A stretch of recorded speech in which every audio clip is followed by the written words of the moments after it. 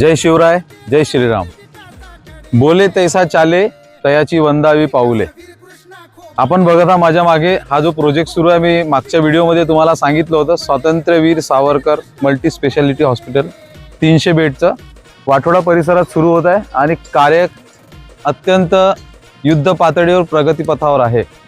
लवकरच काही दिवसांमध्ये, काही महिन्यांमध्ये हे आपल्या सर्वसामान्य लोकांकरिता सुरू होईल आणि याचा फायदा प्रत्येक गरीबाला आणि या परिसरातील जनतेला होईल। अनेकदा आपण नेते पाहिले की इलेक्शन आलं, निवडून आल्यावर आपले आश्वासनं, आपण केलेले त्या जनतेला केलेले वादे आपण विसरून जातो आणि आपल्याच कामात मग्न राहतो आणि नंतर पुन्हा जेव्हा इलेक्शन येतात तेव्हा ते सक्रिय होतात।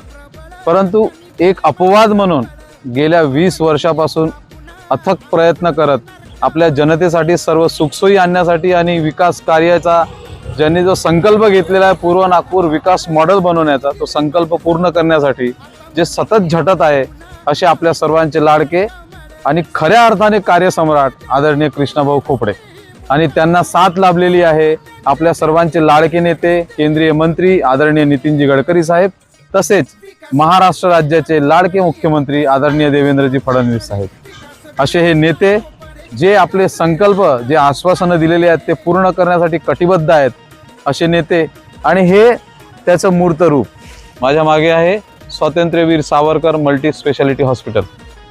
त्याचं 75% काम हे पूर्ण झालेलं आहे आणि 25% काम येत्या काही महिन्यांमध्ये पूर्ण होईल आणि येत्या काही महिन्यांमध्ये ते लोकांना समर्पित करण्यात येईल। आदरणीय कृष्णाभाऊ खोपडे, तुमच्या कार्याला सलाम। जय हिंद, जय महाराष्ट्र।